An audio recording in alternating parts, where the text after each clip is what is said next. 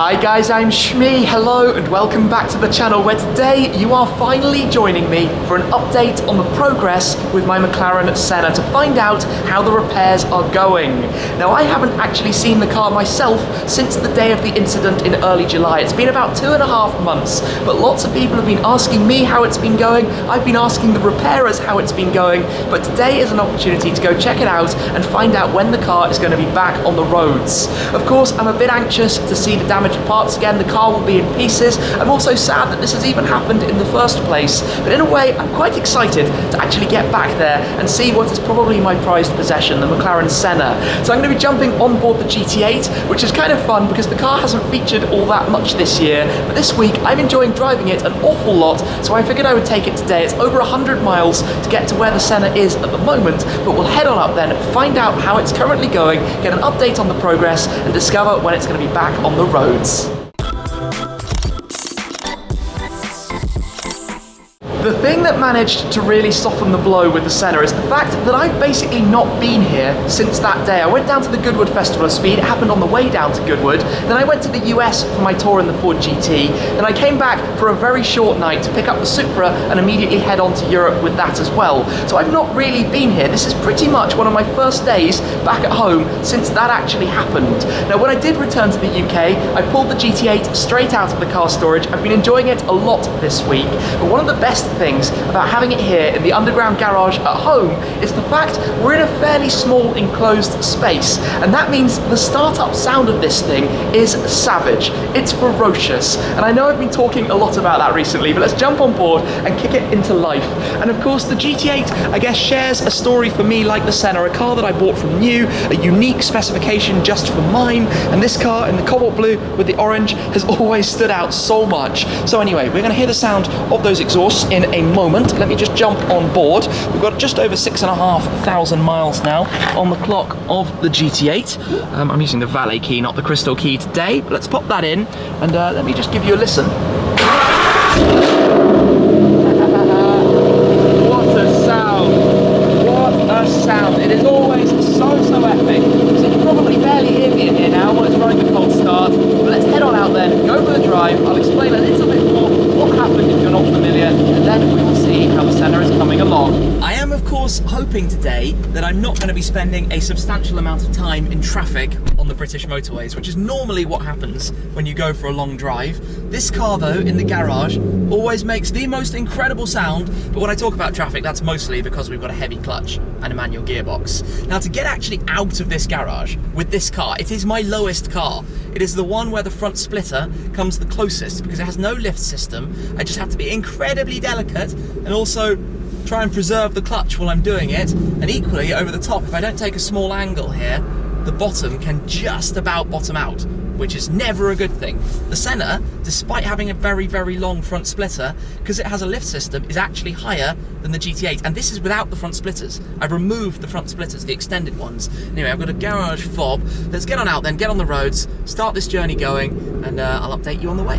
As I'm making my way out of London, what actually happened? And just as I say this, there's a very nice GTC 4 Lasso right there. Well, if you didn't see the video back at the time that I made to explain this in detail, literally at the scene of the incident, oh, squeaky brakes!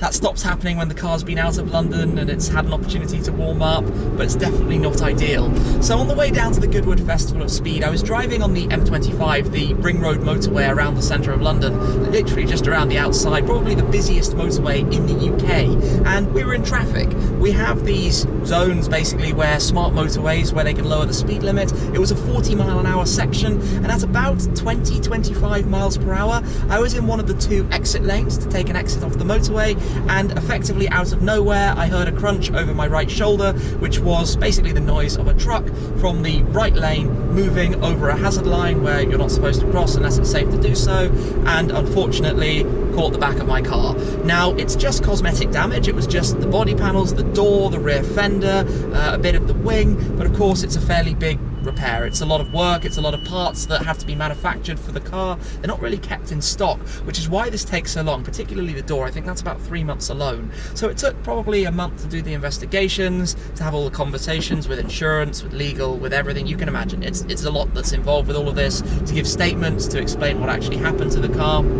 And then it's been at the location where we're going to go and see it today, effectively waiting and being stripped down and investigated further in case there are any more underlying problems, until, of course, now when I can finally come and see what it looks like. So I think today the car will be sat with parts off, door and fenders and things removed. Maybe we'll be able to see some of the damaged panels and see what they look like, but basically it is awaiting the new parts to arrive. The paint is coming from MSO, so the paint will be the original MSO cerulean blue, which will help obviously make sure it's exactly the same, and if it's not the same, obviously it will be redone. But the idea here is that this is being done in a way that it will be as per new, if not better than new.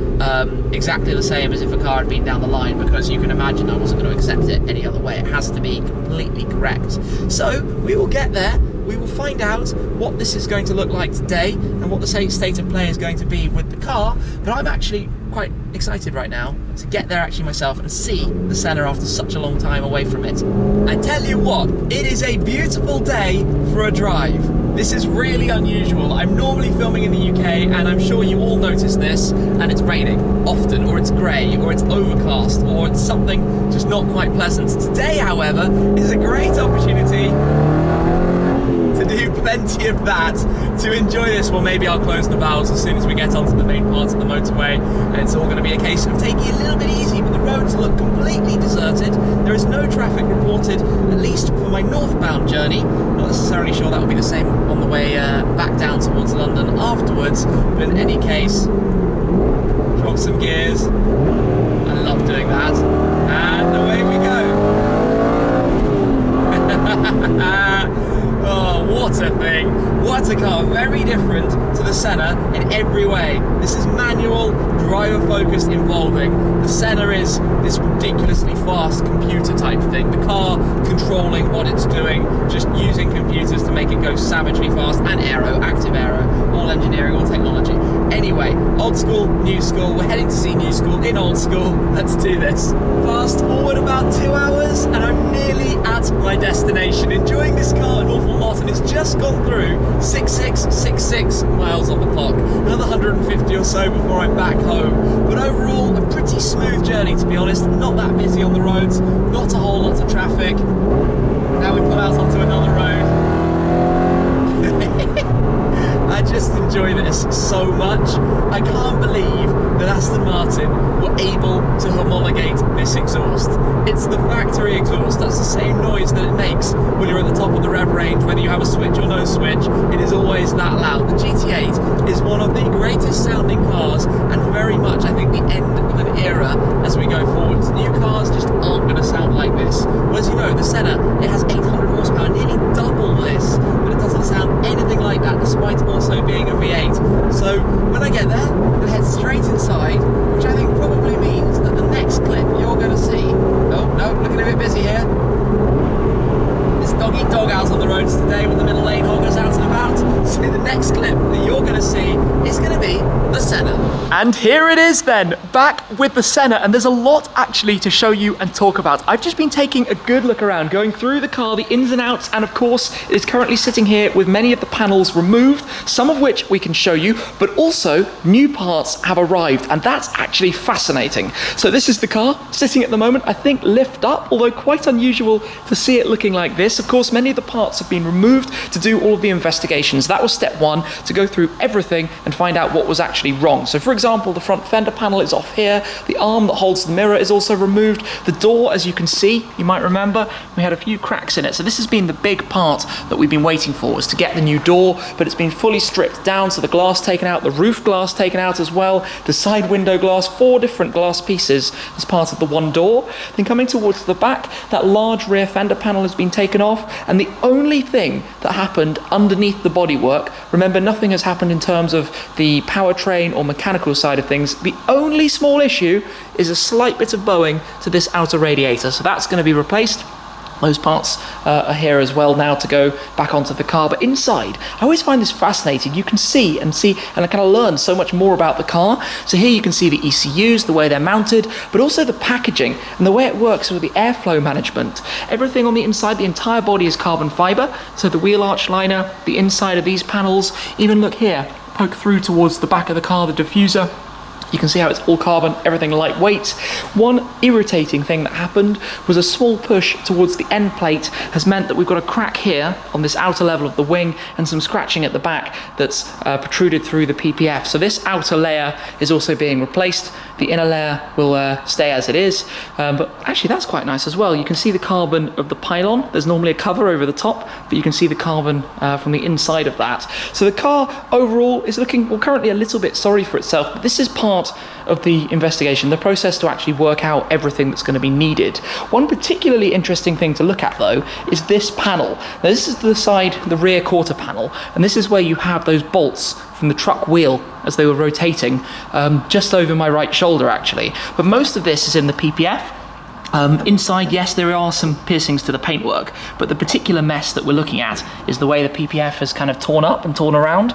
But you can see how all of that works. Of course, the panel is completely dead because that's chopped up badly. But the replacement parts have all arrived in these crates. In here, we've got the new door, which you can see mounted in a special crate box for the purpose. And if we just come this way, we also have the new quarter panel. And the really interesting thing about this is it's actually exposed carbon in the way it's presented. Now, if you buy the car with the full exposed carbon finish, you'd have a part that wouldn't have any defects or any things that you would notice. This, of course, is created to be painted over at the top. But the thing I hadn't really thought about was how this part of the side skirt and the main panel are actually all one single piece. So this is going to be the exposed blue carbon, and this is going to be MSO cerulean blue, as you can see here, where it's very cracked. But I previously thought those were two separate parts. I didn't realize they were actually on one. Now, the way the blue carbon works is it's not painted per se, it's actually blue mixed into the lacquer.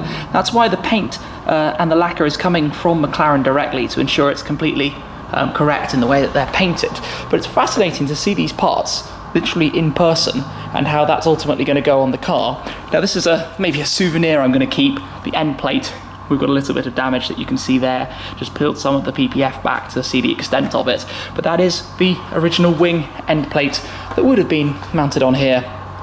Yes, in fact, you can see how that lines up at the very back there. So this is all really, really interesting to see in person, to know how it's going to come back together. Now, there's still a lot to go. This doesn't happen overnight. Test fitting, for example, then making sure it's all painted, making sure all the fitments and parts required are all here, then the car finally being ready. So it will still be a few months before this car is ready to go out on the roads again.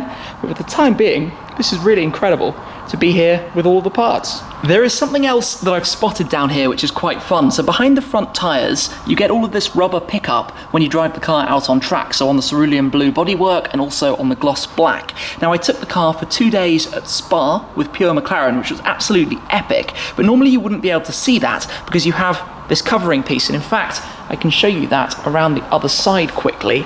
So you have that piece going all the way down towards the side skirt. And while you can clean in there, as you can see, it's quite awkward and fiddly to actually do so, especially if you're going to be driving the car again. But they've plugged it in here to the trickle charger, wired in through the bodywork, which is quite tidy, certainly while it's waiting. And of course, it is very important to keep a car like this on trickle so that the battery doesn't go flat. That's an expensive thing, should it happen to do so. One other thing that's actually being changed that I haven't mentioned yet is the rear right wheel. Now, the wheels are actually surprisingly sensible in terms of their cost, but this one took a small nick down here, so to be safe, that's going to be changed, which means as well changing the pair of rear tyres. You should always change them in pairs rather than just the one.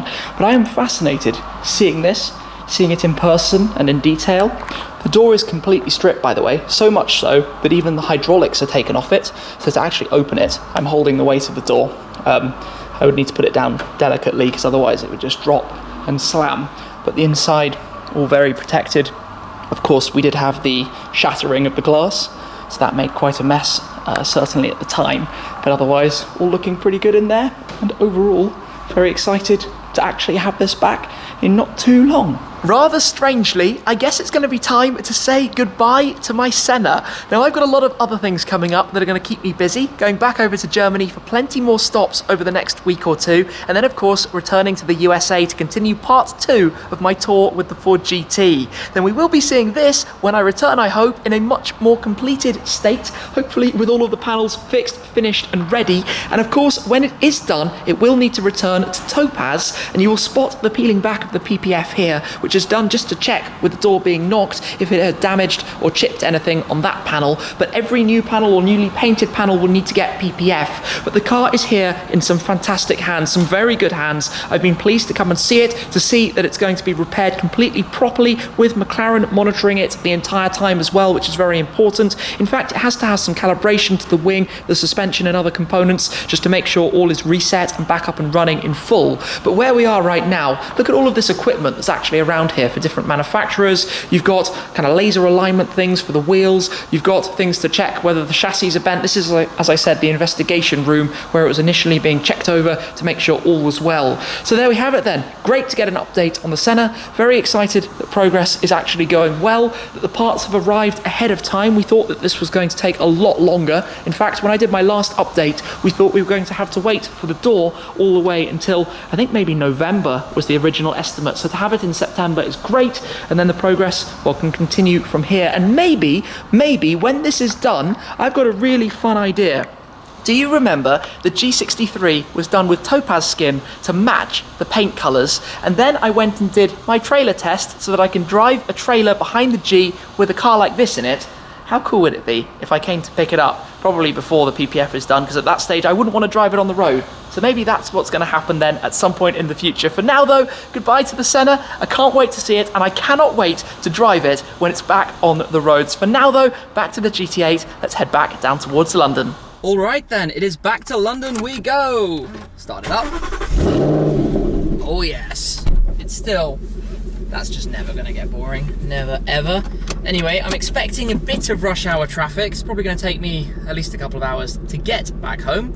Might as well get started though, and see how it goes. And this is exactly what I was hoping to avoid. Stop and go traffic. This is the worst possible car for this kind of driving. A really heavy clutch, and well, it's 5:30 in the afternoon. I've got 2.5 hours of driving ahead of me, and I just hope there isn't going to be too much of this as I make my way back towards London, because well, honestly, it's just quite exhausting. This is a great car when you're driving it on a lovely open road, but it's really hard to drive it smoothly, which actually makes it quite rewarding when you do.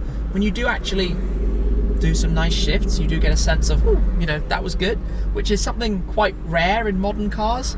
I call this a modern car. It's modern in age, but it's not really modern in technology. At least, however, we are slightly out and away, and this road is going to open up very nicely, actually. I'm quite excited about this. Okay, are you ready? Are you ready? Let's do this!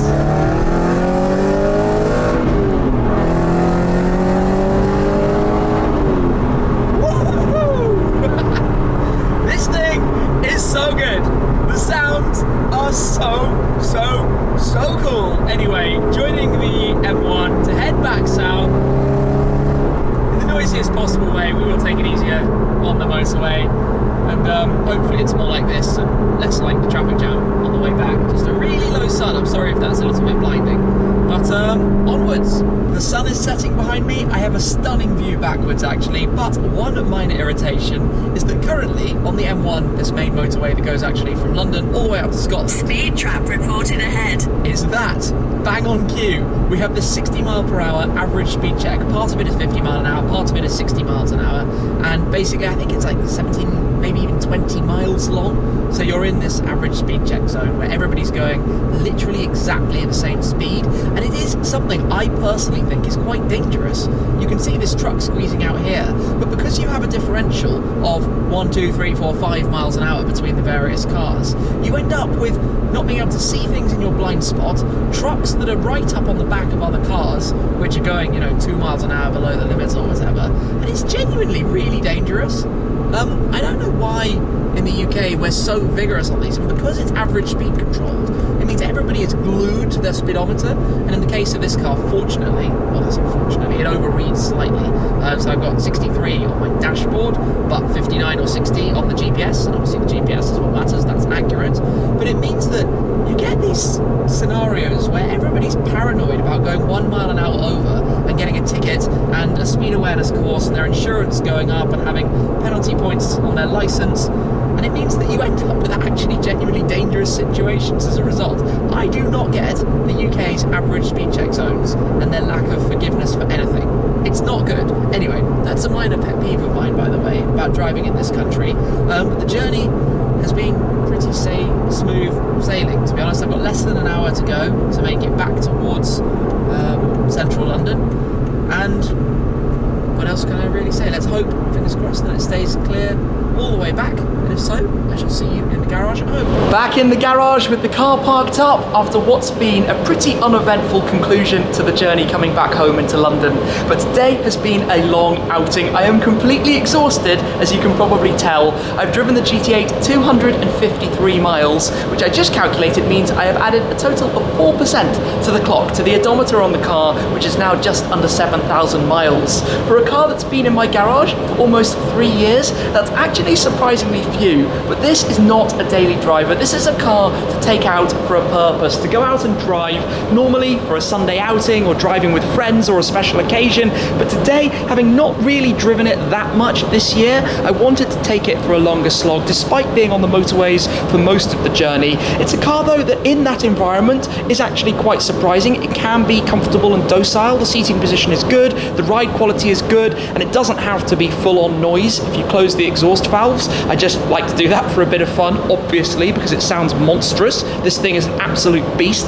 So it's a very special car. It still looks incredible for its age. The detailing underneath the PPF by Topaz, keeping it looking immaculate as well. And I tried to do my best to get it cleaned often and just, I guess, preserve it and look after it. This is a really special thing, a very, very rare thing. But today was all about the Senna. Finally getting to see the Senna again and to get a proper bit of update and news as to what's going to be happening. Now, when the incident initially happened, knowing how that world works, I did fear it could be 6 months, 9 months, maybe even 12 months before the car was back on the road. It's not a situation where you can take it to your local body shop and they have the spare parts and they just put it back together almost overnight. It is much more involving than that, but great to see the parts had arrived. They literally just came in before I went to visit, so we had the opportunity to see a bit more about that and how it's all going to work. Anyway, it will be back, it will be on the roads. It is not too dramatic. It is cosmetic parts on the exterior that are all going to be finished to a factory standard, and that's what I'm very much looking forward to. I don't know with my own travel plans where it's going to fit in terms of when the car is ready. It might mean that I'm actually out of the country basically until Christmas or that kind of time, but either way, I'm going to hit next year running with a bang. I'm very excited about it. I think I've got over the sadness of the incident and the frustration that it happened and the disappointment and that side of things. Now I just can't wait to have it back, to get it back on the roads, back pushing it in anger as that car was built to do. Anyway, I hope you've enjoyed today's video, coming along for the update, taking the GT8 out for a proper drive and getting to see the Senna back on the channel again for the meantime. There will be plenty more to come with it though in the future, so if you're not already, please do subscribe. That's it for this time though. Thank you very much for watching, and I'll catch up with you again very soon. Cheers!